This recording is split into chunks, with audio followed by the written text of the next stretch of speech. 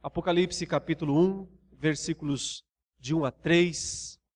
Nós vamos iniciar aqui uma série de exposições no livro do Apocalipse, tentar estudar esse livro inteiro. Entendo que esse livro, como os demais da Bíblia, sendo a palavra de Deus, tem grandes ensinamentos, de grande importância, de grande relevância para a Igreja de Jesus Cristo. E hoje nós vamos fazer uma pequena introdução apenas, tentando entender um pouco do contexto e do sentido em que o livro deve ser lido. Assim diz a palavra de Deus, revelação de Jesus Cristo, que Deus lhe deu para mostrar aos seus servos as coisas que em breve devem acontecer, e que ele, enviando por intermédio do seu anjo, notificou ao seu servo João, o qual atestou a palavra de Deus e o testemunho de Jesus Cristo quanto a tudo o que viu. Bem-aventurados aqueles que leem e aqueles que ouvem as palavras da profecia e guardam as coisas nela escritas, pois o tempo está próximo. Quase sempre, meus queridos, quando se fala em Apocalipse, vem a imagem, vem à mente imagens de catástrofes, imagens de destruição. Na mídia, na televisão, nos filmes, no cinema, sempre quando tem uma imagem, uma palavra, se fala de Apocalipse, se imagina a destruição, o fim do mundo, grandes tragédias, muitos males. Quando se fala de termos relacionados à Bíblia, como o Apocalipse, como o Armagedon, se pensa aí em catástrofes nucleares, e coisas que causam medo e assustam as pessoas. A maioria das pessoas tem um certo medo em relação ao Apocalipse. Já vi muitos crentes dizerem que jamais o leem, porque não se sentem bem lendo este livro. Eu já encontrei muitos pastores também dizendo que nunca pregaram no livro do Apocalipse, porque não se sentem bem, acham difícil, acham estranho, e têm receios e têm ressalvas quanto a essas coisas, têm medo de falar algo impróprio, algo inconveniente, e por isso se retraem, por isso não falam. Mas quando nós deixamos de estudar este livro, nós estamos perdendo algo de muito importante. Afinal de contas, ele faz parte do Novo Testamento, o último livro do Novo Testamento, e ele contém algo de grande importância que Deus quis que seja, que seu povo tomasse conhecimento. Por isso, ao contrário de termos medo, receio, algo nesse sentido, devemos aprender a nos alegrarmos com esse livro, a admirarmos esse livro, a louvarmos e glorificarmos a Deus por ter revelado essa parte das Escrituras. Eu tenho estudado o Apocalipse há algum tempo, estudos inclusive bem aprofundados, e cada vez mais eu me sinto fascinado, admirado, extremamente admirado por esse livro. Essa semana inteira eu dei um curso lá no mestrado da nossa igreja sobre o Apocalipse. Ontem eu passei o dia inteiro falando no sino lá em São Bernardo do Campo, só sobre o Apocalipse. E hoje eu volto a falar aqui e não estou enjoado de falar do Apocalipse, porque ele continua sendo para mim um objeto, um instrumento de grande motivação e de algo que eu quero cada vez mais conhecer, cada vez mais entender.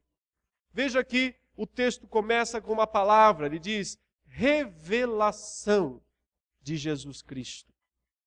Na língua grega, na língua original, aqui está a palavra Apocalipse. Apocalipse de Jesus Cristo. Por isso esse nome ganhou esse nome, ou esse livro ganhou esse nome, Apocalipse. Justamente porque é a primeira palavra do livro. Mas o que significa Apocalipse? Exatamente o que está traduzido no nosso português. Revelação. Tirar o véu.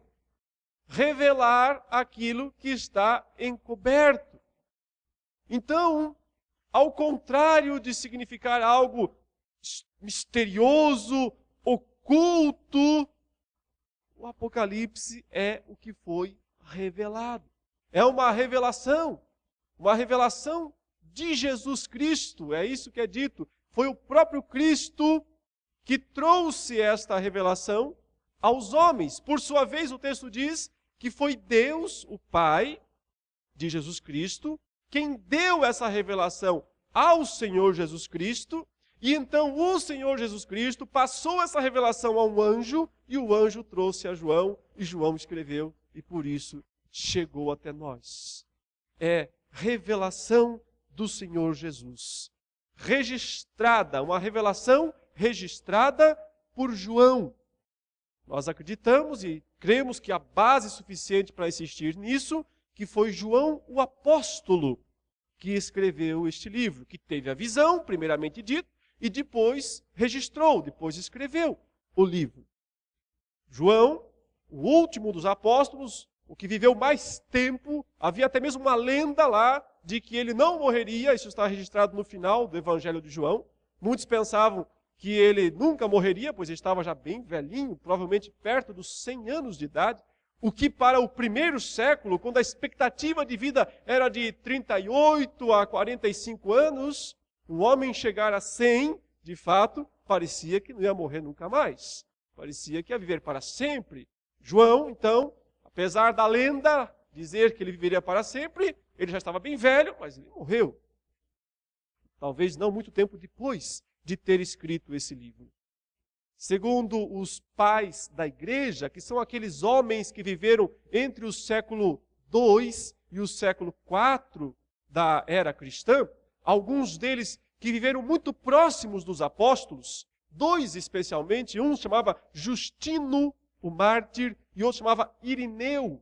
Esses dois homens que viveram por volta do ano 130 a 180 da era cristã, disseram que quem escreveu o Apocalipse foi João o apóstolo. Então eles estavam muito próximos do tempo dos apóstolos. Inclusive, Irineu era discípulo de um discípulo de João, provavelmente um homem chamado Policarpo, que havia sido discipulado pelo próprio João, o apóstolo.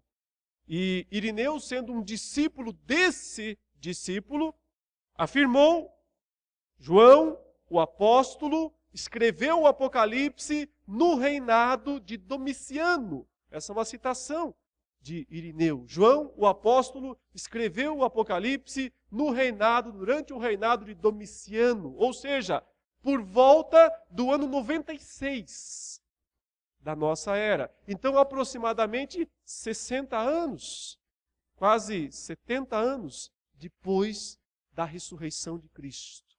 Depois de Cristo ter vindo, ter morrido e ter retornado aos céus, cerca de 70 anos depois, João, o apóstolo, ainda vivo, velhinho, perto dos 100 anos, escreveu lá da ilha de Patmos, que ele mesmo diz onde ele estava, uma ilha prisão, uma ilha rochosa, uma ilha que os prisioneiros do Império Romano eram colocados lá.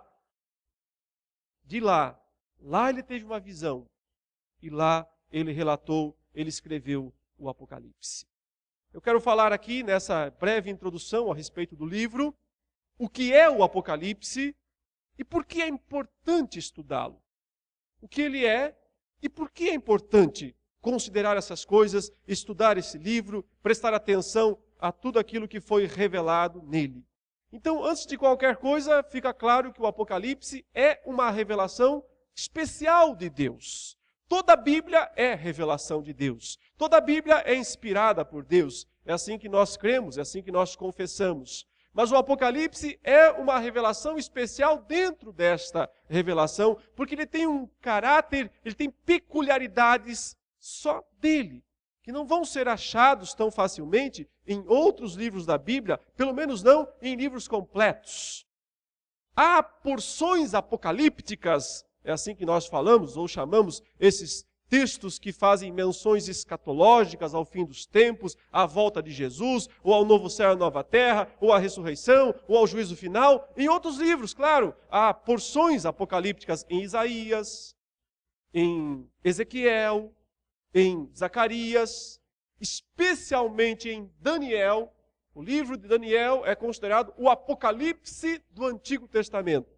Mas ele não é um livro inteiramente apocalíptico, porque tem uma parte dele que é histórica. Narra o período de Daniel e seus amigos na corte em Babilônia. A segunda parte do livro, sim, é quando Daniel recebe visões do céu, quando ele tem visões do futuro, e então, através de anjo, ele também recebe interpretação dos eventos, registra, e portanto há um apocalipse condensado em Daniel.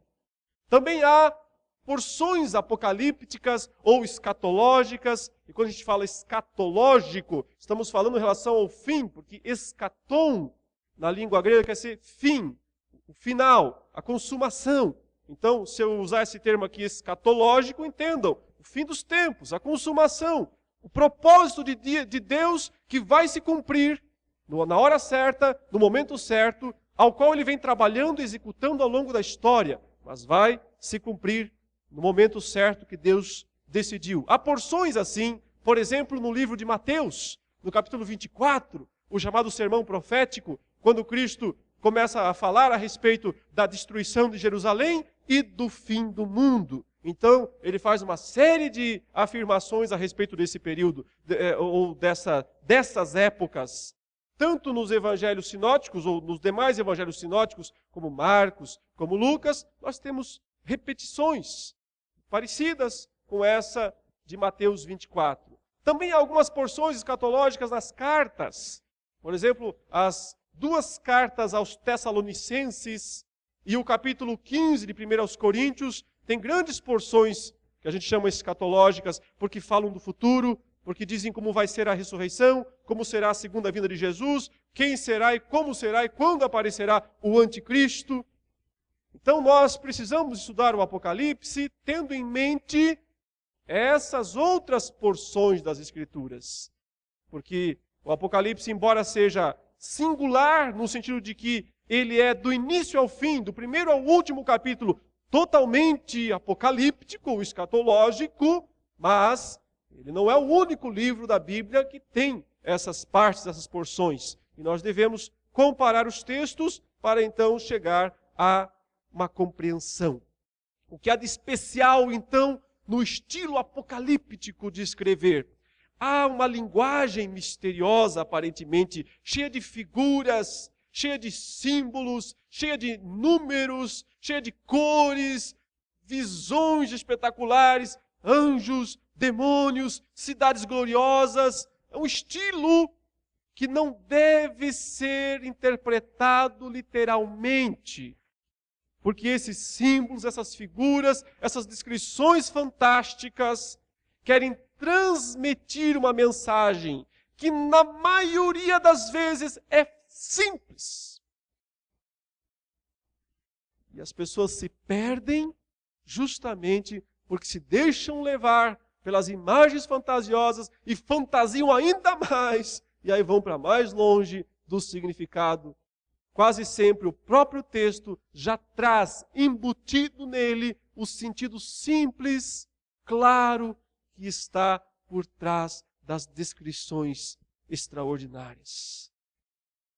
Deus quis usar esse estilo literário para comunicar sua verdade. Ele quis fazer isso. Então nós devemos aceitá-lo e tentar entendê-lo. No primeiro século, quando o Apocalipse foi escrito, ele não era o único livro com esse estilo de linguagem. Aliás, se você for procurar, você vai encontrar talvez 30 livros apocalípticos escritos lá desde o 2º século antes de Cristo até o 2º século depois de Cristo. No intervalo de 400 anos, floresceu esse estilo de literatura apocalíptica nos dias dos apóstolos, nos dias de Jesus, antes dos dias de Jesus e um pouco depois dos dias de Jesus. Há muitos livros desse período que nós chamamos de livros apócrifos ou livros falsos, pseudepígrafos, ou seja, escritos falsos que surgiram nesse período. Quase todos eles, boa parte deles, desses livros, são atribuídos a grandes personalidades do passado.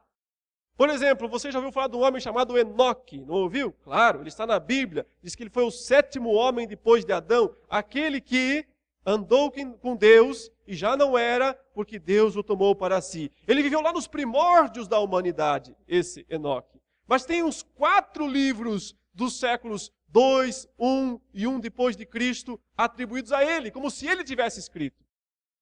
Por isso são chamados de apócrifos.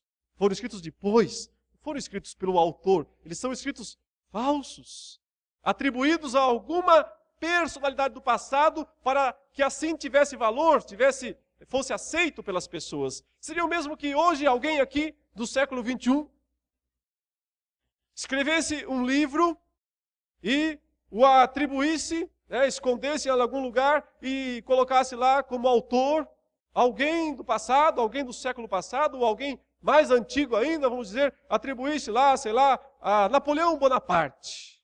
Foi ele que escreveu esse livro. Ele não podia escrever, porque ele viveu há séculos atrás, ele não pode ter escrito esse livro agora. Ou então, atribuir, sei lá, esse livro foi escrito por Nero, o imperador, que viveu há 2000 anos atrás. Seria como Nero escrever um livro hoje, se ele viveu há 2000 anos atrás? Então, esses escritos que circularam pela Palestina e também pelo mundo greco-romano daqueles dias, e que eram chamados, ou hoje são chamados de apocalípticos, na sua maioria, eles são escritos falsos. São todos escritos falsos. Não foram escritos pelos autores de quem se diz. Por exemplo, existe um apocalipse de Pedro, um apocalipse de Paulo, um apocalipse de Tomé, um apocalipse de Abraão, um apocalipse de Adão. Até Adão escreveu um apocalipse. Existe um apocalipse de Isaías, de Baruque, de Esdras. Nenhum desses autores escreveu apocalipses. Então, nós temos aqui o apocalipse verdadeiro, escrito por João, testificado, atestado pela história da igreja. Os outros não são verdadeiros. No entanto, os outros refletem um anseio das pessoas do primeiro século antes de Cristo e também do primeiro século depois de Cristo. Um anseio que é importante entender, porque aí nós entendemos também o Apocalipse. Havia um desconforto nos crentes de Israel, digamos assim, do período intertestamentário. Acabou o Antigo Testamento, o último livro foi escrito lá mais ou menos 400 e poucos anos antes de Cristo, e aí nós temos um vácuo, um período em que ninguém escreveu revelação, não tem mais palavra inspirada. E ao mesmo tempo parece que aquelas promessas antigas não estavam se cumprindo neste período. Porque Israel não se tornava uma nação livre. Israel ia passando de mão em mão.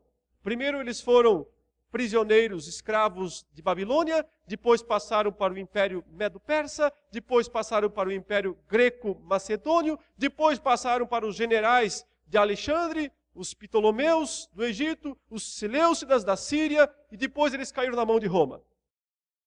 Então, nesse período de séculos, de 5 séculos, Israel foi autônomo, independente por um curtíssimo período de tempo.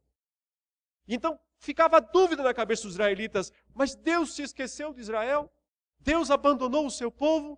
Deus não está mais abençoando, não está mais ajudando a sua nação escolhida?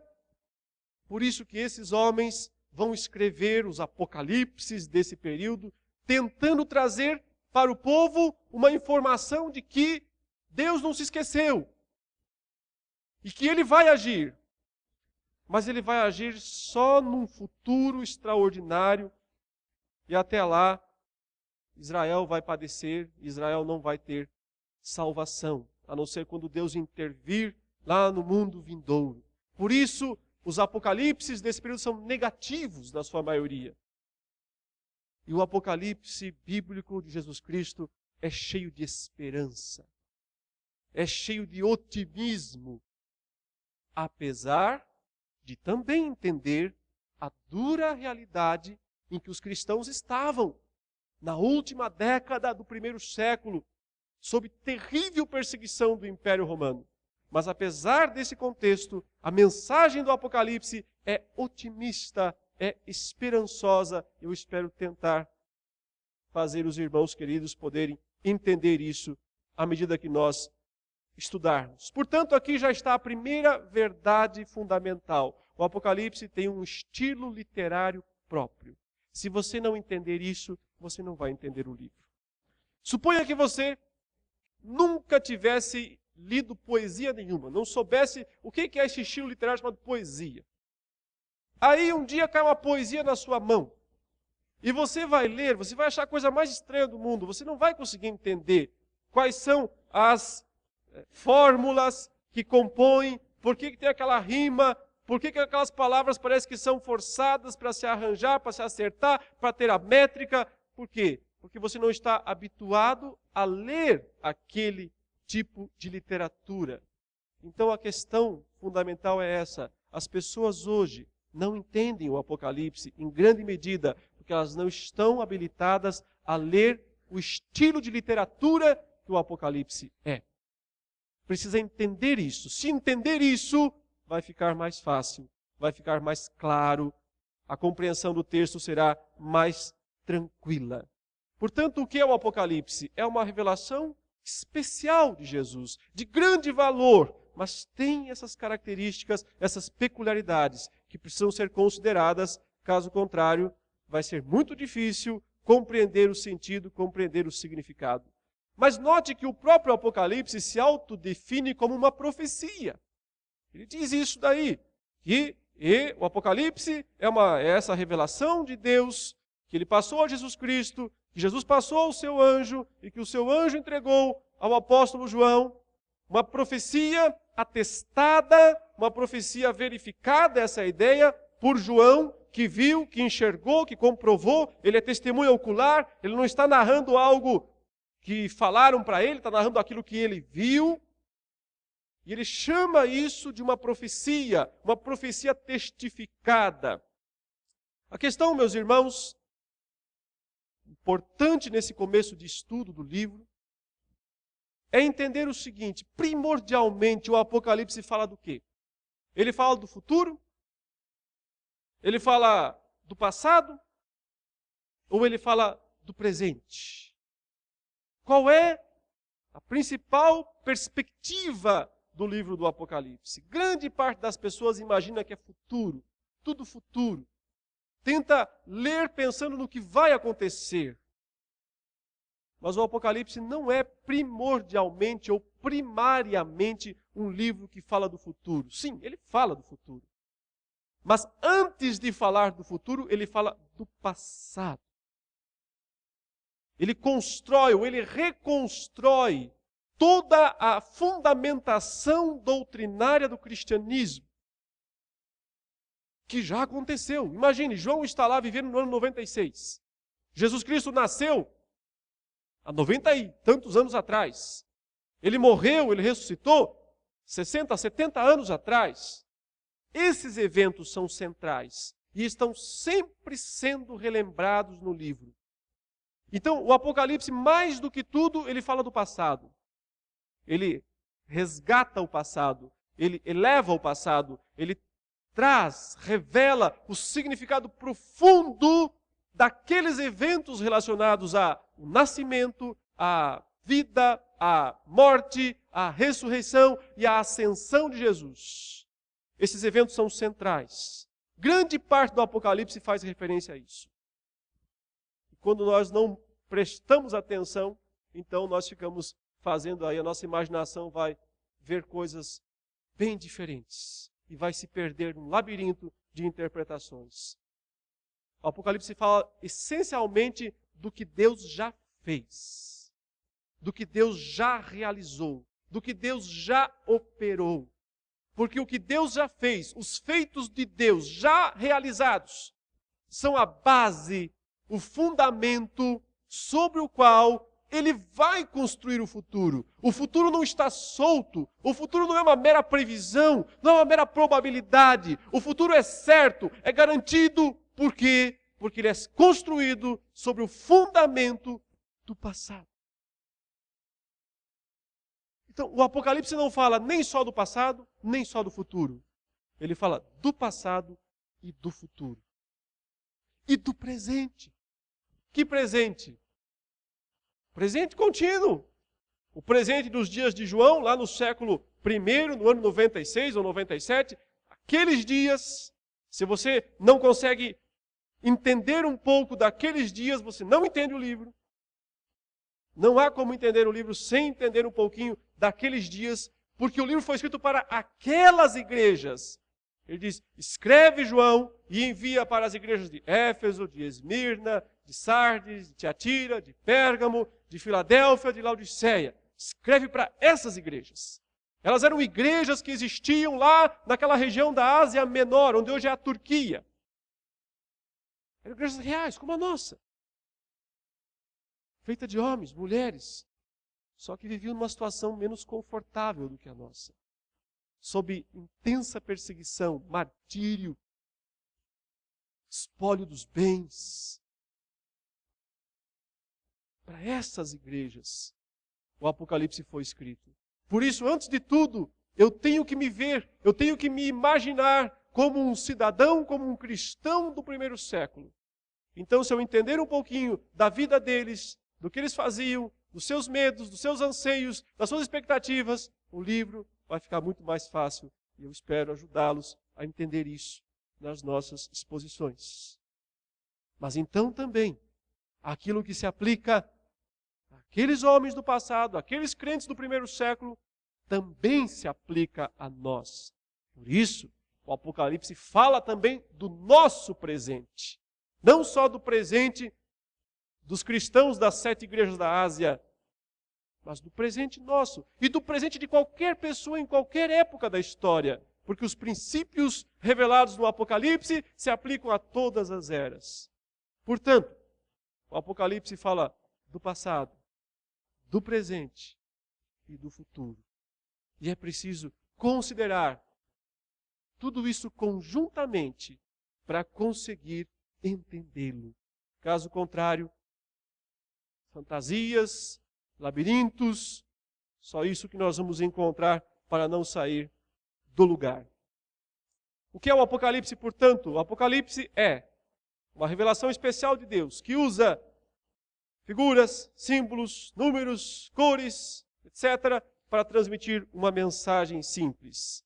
O que ele é mais? É uma profecia testificada por um homem que é testemunha ocular, João, o apóstolo. Fala do futuro, mas também fala do passado e fala do presente. E finalmente, por que é importante estudá-lo? O versículo 3 nos diz isso. Ele diz, bem-aventurados aqueles que leem e aqueles que ouvem as palavras da profecia e guardam as coisas nela escritas, pois o tempo está próximo. Bem-aventurados. É interessante que ele diz aqui, aqueles que leem e aqueles que ouvem. Porque o Apocalipse era um livro que foi escrito num pergaminho. Aqueles pergaminhos antigos que nós vemos nos filmes ou nos museus. Um livro escrito num rolo, talvez, pele de ovelha. De algum modo ele foi contrabandeado de Pátimos, onde João estava lá prisioneiro. E de algum modo ele conseguiu sair da prisão, da ilha-prisão, e foi mandado para as 7 igrejas. Chegou na primeira, Éfeso, que era a principal cidade da região da Ásia Menor e a cidade onde João foi pastor no passado. Ele pastoreou essa igreja. Foi a primeira a receber. Qual era o processo de descobrimento, de leitura do livro? Uma pessoa ia à frente da igreja, abria o rolo e lia. E as demais pessoas assentadas ouviam. E provavelmente aquela seria a única oportunidade de muitos daqueles cristãos de tomarem conhecimento daquele livro. Porque talvez nunca mais na vida teriam acesso a ele. Posteriormente foram feitas muitas cópias, mas muitos morreram já naqueles dias. E talvez a única oportunidade foi essa.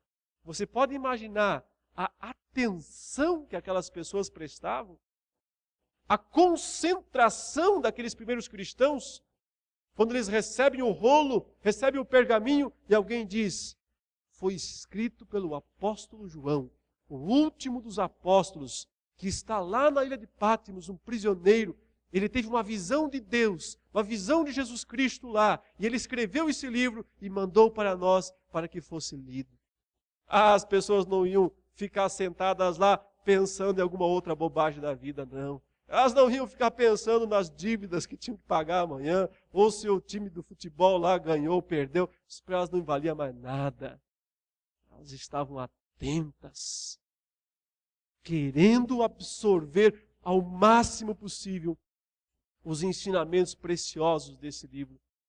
Isso, João está dizendo, bem-aventurados aquele que lê, o leitor, e aqueles que ouvem, os ouvintes, aqueles que não se distraem, aqueles que prestam toda atenção, aqueles que querem absorver cada palavra, querem compreender todo o significado desta maravilhosa revelação, desta maravilhosa profecia que foi revelada por Deus. Se eles prestassem muita atenção, eles veriam umas coisas extraordinárias. Se eles fizessem muito silêncio durante a leitura do livro, e os seus ouvidos estivessem atentos a cada palavra, eles veriam que esse livro não é fantástico, formidável, apenas por causa das suas imagens, dos seus símbolos e da sua revelação, mas eles conseguiriam ver que a própria escrita é extraordinária, é cheia de detalhes, detalhes interessantes e detalhes que transmitem um grande conteúdo. Foram esses detalhes, ou são esses detalhes que eu tenho pesquisado. Tem sido alvo principal das minhas pesquisas no Apocalipse, tentar entender os detalhes literários e o quanto há de riqueza nessas coisas. Por exemplo, você acabou de ver aqui, não é? João dizendo, bem-aventurados aqueles que leem e aqueles que ouvem. Durante o livro inteiro, ele vai falar 7 vezes isso. Ele vai dizer 7 vezes, bem-aventurados para alguma coisa, para alguém.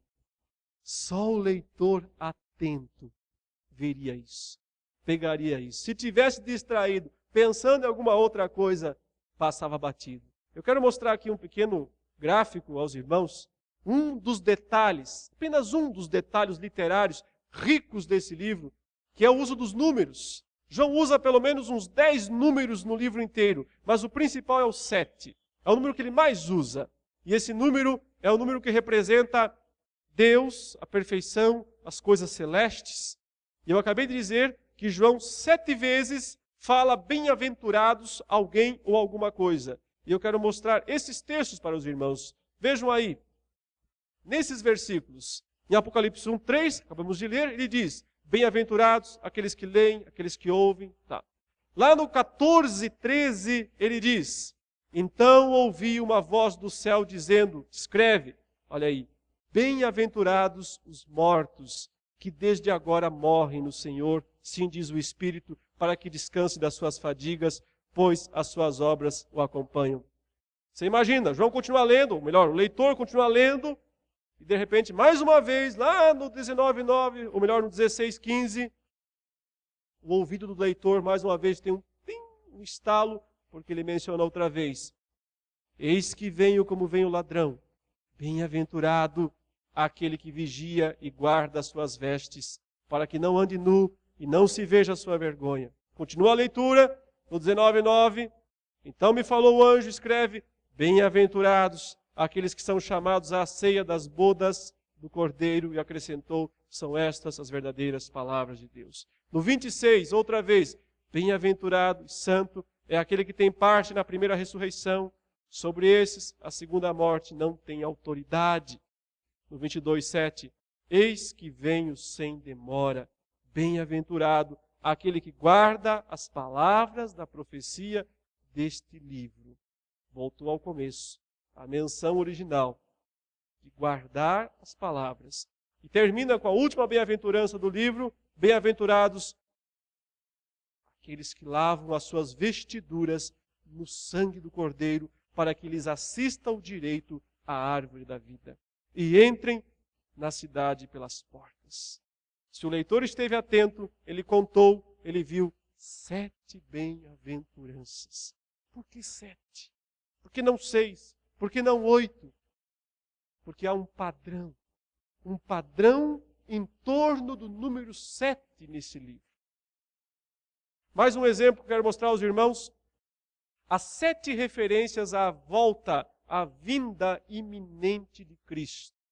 A primeira está já no versículo 1, que fala as coisas que em breve, logo, logo, devem acontecer. A segunda está no 2,16. Portanto, arrepende-te, se não venho a ti, já, sem demora, e contra eles pelejarei com a espada da minha boca. 3,11 repete, venho sem demora, conserva o que tens, para que ninguém tome a tua coroa. Essas menções estão no início do livro. Agora você passa o livro inteiro e lá no final você acha mais 4 menções à brevidade, ao que vai acontecer rapidamente, no sentido de que Deus vai cumprir seus planos, seus propósitos. Está no 22,6, no 7, no 12 e no 20. Todos fazendo menção à vinda iminente de Jesus. Por que 7? Porque 7 vezes mencionar isso. Ele quer transmitir uma mensagem com essas informações. Veja, há 7 referências à palavra de Deus no livro inteiro. 7 vezes ele fala sobre a veracidade da palavra de Deus. No 1:2, ele diz, o qual atestou a palavra de Deus e o testemunho de Jesus Cristo. No 1:9, outra vez ele fala, achei-me na ilha de Patmos por causa da palavra de Deus. No 6:9, aqueles que tinham sido mortos por causa da palavra de Deus. No 17:17, ele fala aí que os inimigos têm em seu coração realizar esses pensamentos, dar à besta o apoio que possuem, até que se cumpram, ou até que se cumpra a palavra de Deus. No 19:9, outra vez, ele disse, são estas as verdadeiras palavras de Deus. O próprio nome de Jesus, no 19:13, o seu nome se chama a palavra de Deus. E o 24 fala outra vez daqueles que morreram por causa da palavra de Deus. Tudo isso seria muita coincidência se fosse aleatório. Seria uma coincidência grande demais. É intencional. Porque esse livro foi revelado por Deus, foi inspirado por Deus. E essas marcas, o uso dessas expressões, reforçam a ideia de que de fato ele foi inspirado por Deus. Há 7 referências no livro ao Deus Todo-Poderoso. Já no 1:8 diz que Deus, o Senhor, aquele que é, que era, que há de vir, é o Todo-Poderoso. No 4:8, os seres viventes clamam sem descanso de dia e de noite, dizendo, Santo, Santo, Santo é o Senhor Deus, o Todo-Poderoso.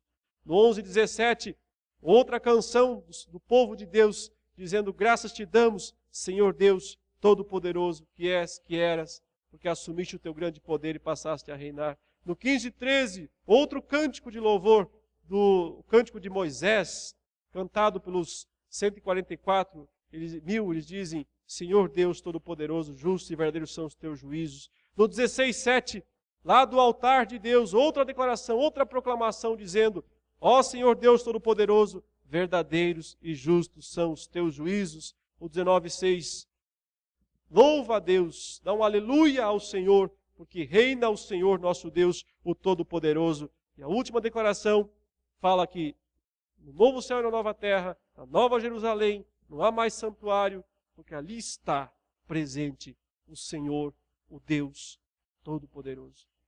Sempre 7 declarações dessas coisas são extraordinárias. Leva o leitor a pensar, mas o que tem esse número 7? O que significa isso? Por que todas essas repetições?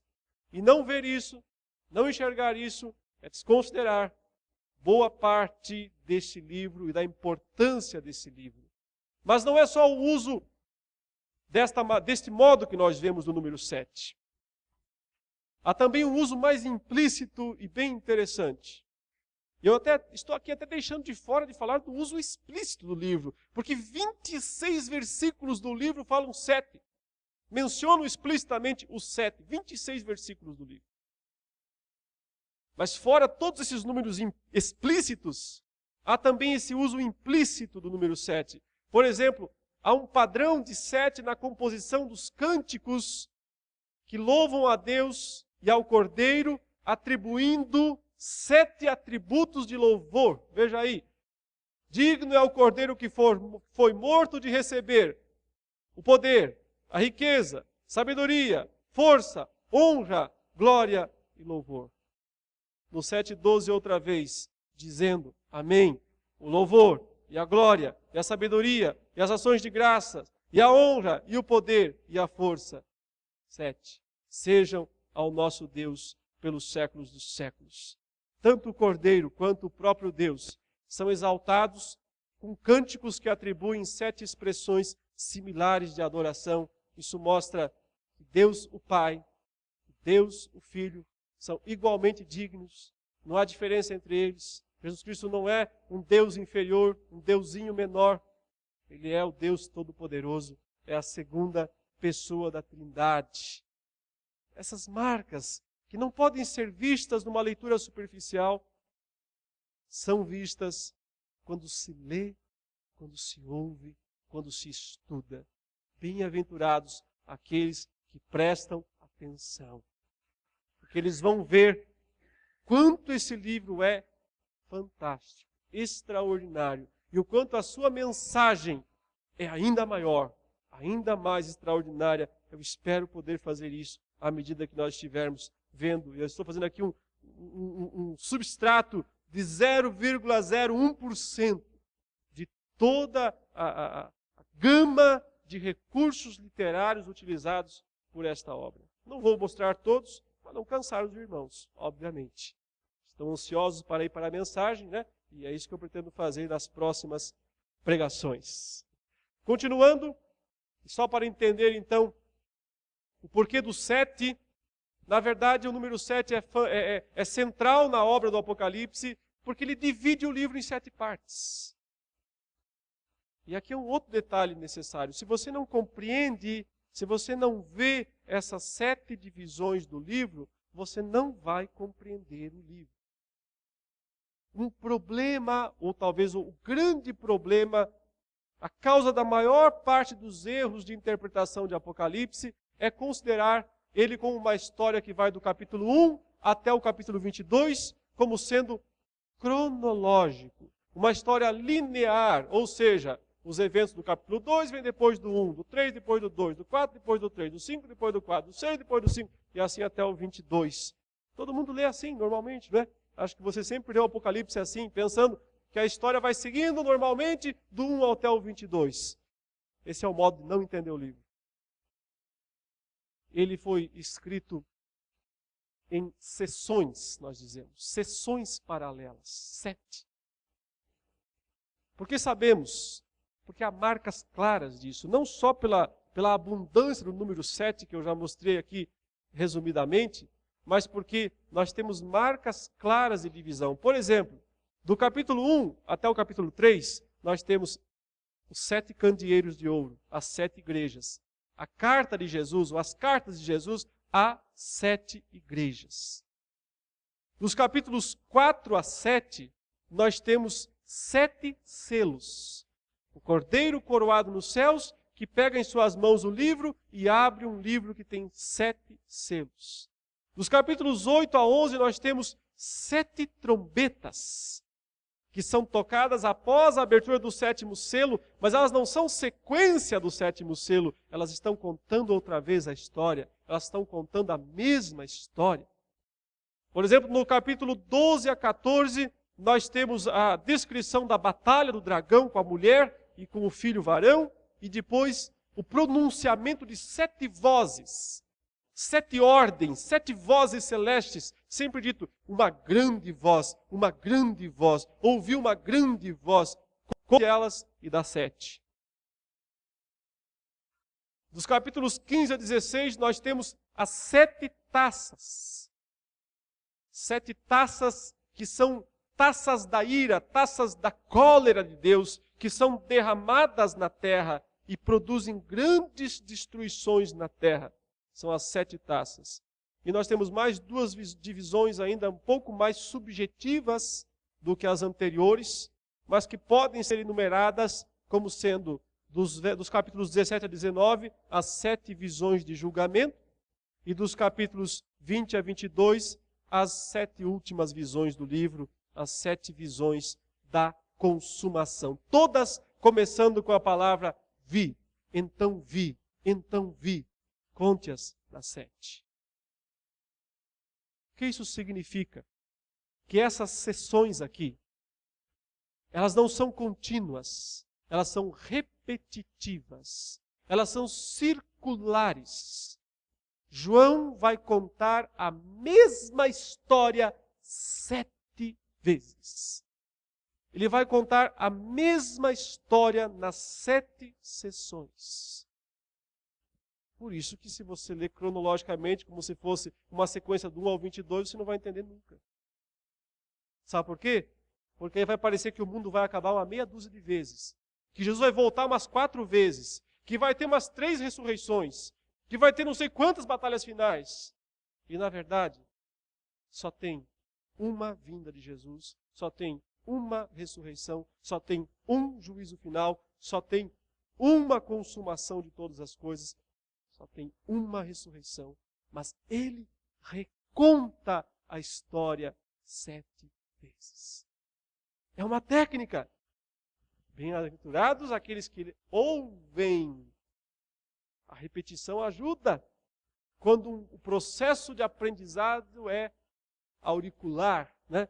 É para ouvir, repetir a história. É um modo de ir fixando o material, o assunto na mente do ouvinte. Por isso que os pastores repetem bastante também quando eles pregam. É o único jeito. Senão não grava-se. Aqui, João repetiu a mesma história 7 vezes. Se você entende isso aqui, vai ficar muito mais fácil, muito mais simples você ler o Apocalipse e compreender a história dele. Mas ele não repete simplesmente como um papagaio, repetiu a mesma coisa exatamente. Ele conta a mesma história. Que história? Da primeira até a segunda vinda de Jesus e a ressurreição e a consumação e o juízo final, enfim, esse período inteiro. Essa é a história que ele conta. Da primeira à segunda vinda de Jesus e todos os eventos principais da redenção que acontecem nesse período, com foco lá atrás e lá na frente. Sempre. Lá atrás e lá na frente. O que Cristo já fez na sua primeira vinda, o que Cristo fará na sua segunda vinda. Se você ler com esses óculos, você vai entender bem mais facilmente a mensagem do livro. Ele conta 7 vezes, mas cada vez que ele conta tem um novo ângulo. É como se você estivesse vendo um filme, certo? Mas na primeira vez a câmera esteve aqui, filmando esses aspectos. Na segunda vez ela esteve lá do lado, filmando outros aspectos. Na terceira vez esteve lá do outro lado. Então, por exemplo, a primeira sessão, dos capítulos 1 a 3, basicamente é falar da vida da igreja. Da igreja que precisa ser santa, que tem que enfrentar as tribulações, que tem que aguentar firme as perseguições, que Deus está cuidando dela. Ele está no meio dos candeeiros, Jesus está no meio da sua igreja. Essa é a mensagem. A perspectiva é da vida da igreja na terra. A segunda sessão, dos capítulos 4 a 7, enfoca mais a vitória de Cristo quando ele subiu aos céus e quando ele autorizou a igreja a pregar o evangelho em todo o mundo. Então ele capacita a igreja a pregar o evangelho em todo o mundo, mas ele permite que venham perseguições, mortes, tribulações. Então a ênfase aqui dos capítulos 4 a 7 é a vitória do testemunho, a vitória da igreja no seu testemunho, mas ao mesmo tempo o sofrimento que ela precisa enfrentar, que ela tem que aguentar diante do mundo, das perseguições do mundo. É um outro ângulo, mas é a mesma história. Os capítulos 8 a 11 descrevem a ira de Deus, a justiça de Deus contra o mundo perverso, contra o mundo pecador. Porque se por um lado Deus permite que sua igreja sofra, seja perseguida, seja morta, inclusive, não significa que Deus esteja ausente e que a justiça de Deus não esteja sendo executada na terra. Ela está sendo e será muito mais quando o plano de Deus se consumar. É a mesma história, o ângulo é outro. Depois dos capítulos 12 a 14, o ângulo sobe, vai lá no céu e vai descrever do alto a batalha verdadeira que está por trás da física. A batalha física é o seguinte: cristão morrendo nas mãos do Império Romano. É isso que é a realidade do primeiro século. Os cristãos morrendo nas mãos do Império Romano. Agora, João vai dizer, por trás disso, há algo muito maior. Há uma batalha muito maior. É um dragão grande, terrível. E ele está perseguindo a mulher que deu à luz ao filho. Quer dizer, a descendência prometida de Israel, que dá origem ao Messias. E depois, aqueles que creem no Messias, vai chamar aliados, uma besta do mar, um monstro terrível. Vai chamar um outro aliado, a besta da terra, um outro monstro terrível. E depois vai ter um terceiro aliado ainda, que é Babilônia, representando os vícios, os pecados, os prazeres do mundo. E vai dizer, com esses aliados, ele tenta desestimular a igreja, ele tenta marcar a igreja com a marca do mundo, do mundanismo. A história é a mesma, mas a ênfase, a perspectiva é outra. Os capítulos 15 e 16 são as 7 taças. Aí é o momento de Deus mostrar como será o derramar da sua ira plena no mundo. Nas sessões anteriores ele mostrou parcialmente essa ira. Como é que ele derrama parcialmente? Nessa sessão, os capítulos 15 e 16, ele mostra como ele fará isso plenamente. E finalmente nós temos as últimas visões do livro, que são dos 17 a 19, a destruição de Babilônia, do anticristo e do falso profeta, e finalmente na última, dos 20 a 22, o juízo final, o novo céu e a nova terra, o mundo vindouro. Se nós vermos essas marcas, entendermos essas divisões, nós vamos compreender a história com muito mais clareza. Depois de ouvir 7 vezes,